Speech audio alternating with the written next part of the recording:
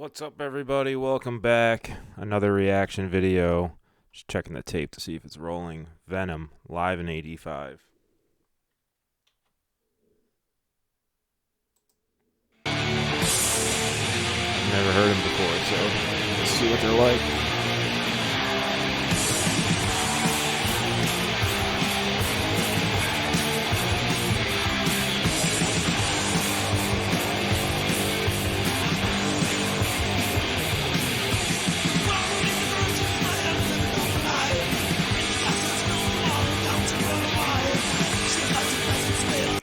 Kind of sounds like Kiss right now.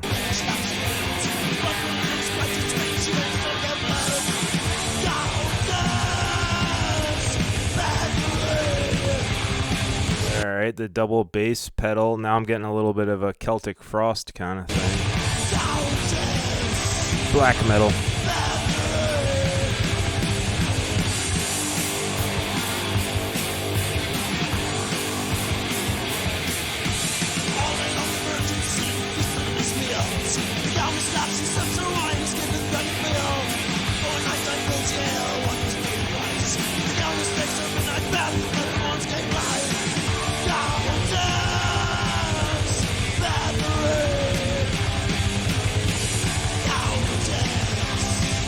Hey, this guy's got armbands on, just like the band I just watched. I think they're called Possessed. They had armbands on too. I've never really seen armbands. I guess like that's a Judas Priest thing.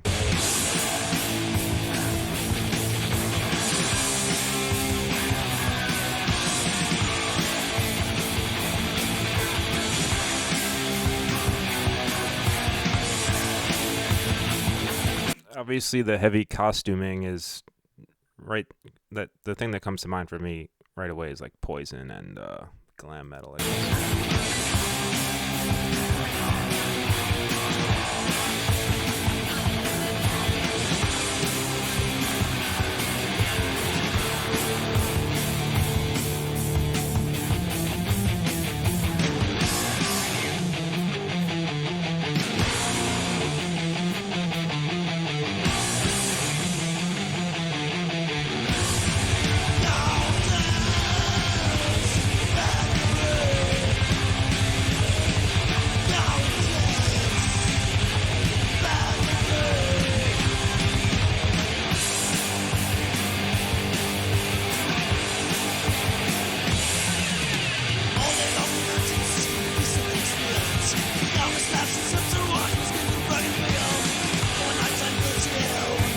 Kind of giving me like a, what's the name? Spinal Tap. This is Spinal Tap.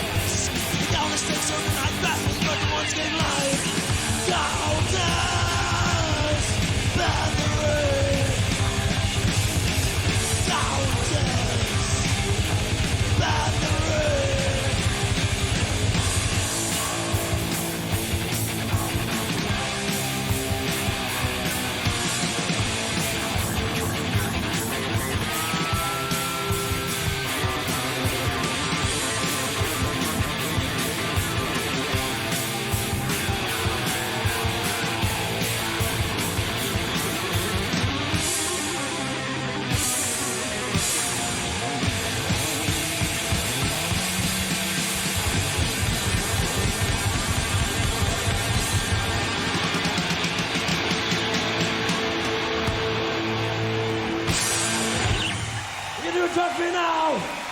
This is a track we did years ago. All right, that was Venom. And the way that I found Venom is I went and I searched death metal on Wikipedia. The top of the history, it says English extreme metal band Venom from Newcastle crystallized the elements of what later became known as thrash metal, death metal, and black metal. With their first two albums, Welcome to Hell and Black Metal, released in 81 and 82 respectively. Their dark, blistering sound, harsh vocals, and macabre, proudly satanic imagery proved a major inspiration for extreme metal bands. Another highly influential band, Slayer, formed in 81. I guess it's kind of interesting, which I just mentioned in my last reaction to Melvin's, how it seems like death metal was sort of like created in the 80s. You know, this 81 is early 80s, obviously. Then you get into like the band Death, who's pictured right here in mid to late 80s. And then you see the emergence of like the Melvins and the Seattle, you know, grunge music, as well as considering Black Flag and punk rock. It's everything kind of happening at once. And if you go back and you watch my Black Flag review, or video reaction where I compare two different frontmen from Black Flag, I get into a whole sort of dialogue with myself about stuff becomes popularized, and then basically, you know, there's a rush to sort of cash in on like what's popular and what's new. And I did just watch an interview with Lemmy from Motorhead, and maybe we'll watch that in a second, where he kind of talks about something. He mentions Venom in the interview. All right, Venom are an English heavy metal band formed in Newcastle in 78. Different bands formed. 81 single, 82. Let's see if I can find that interview with Lemmy. No, that's not it. I thought I saw it.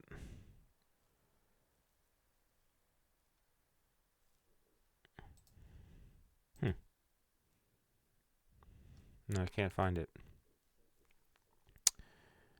All right, well, that was my reaction to Venom. I mean, overall, it sounded exactly like what I read on Wikipedia. Early thrash, a little bit of black metal. I didn't hear, well, I guess death metal as well. It's all kind of forming. And I guess in this Lemmy interview, let me see if I can find it one more time.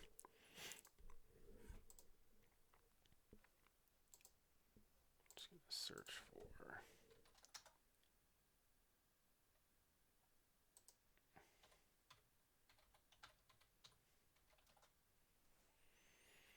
All right, here it is. Let's pop this on. Let's do a little reaction to this. Why not, right? Slayer and Venom. I don't look at them. Do you look at them?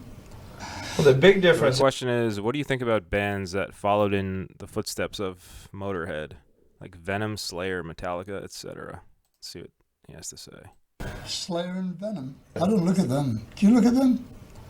Well, the big difference is a lot of those bands changing just because the music scene changed.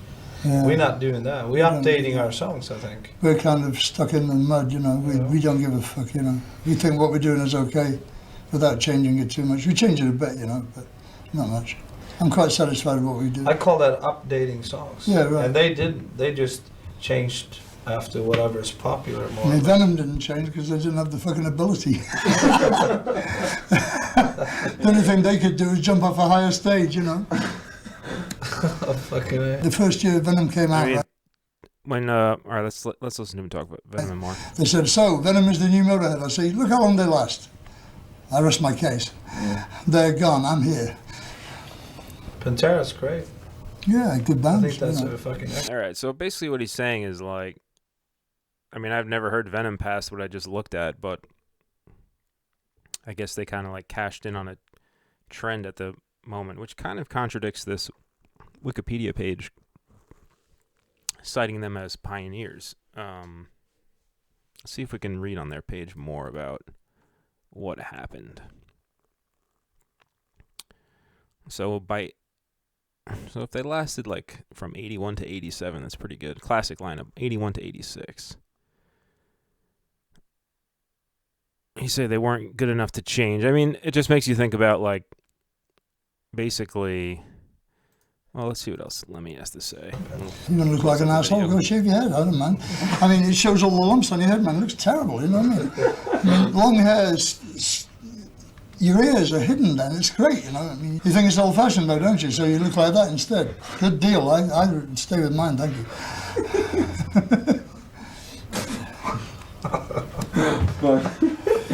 Oh, gosh. See, you might think that we're abrasive and, you know, Got the sheet.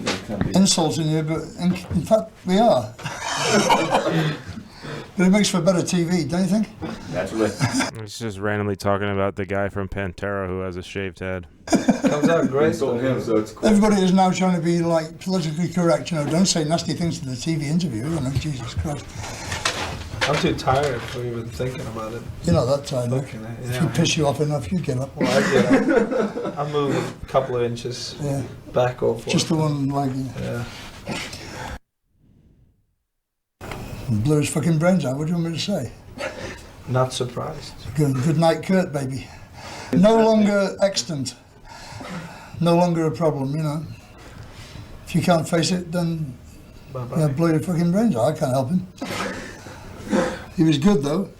He's not good no more. What about it? Sucks. Actually, it doesn't even suck, it blows. Too much power. It's the thing it started off to prevent. It's become the enemy. Yeah, really. Haven't you noticed? Jesus Christ, what have you been watching? So what year is this interview from? Let's see.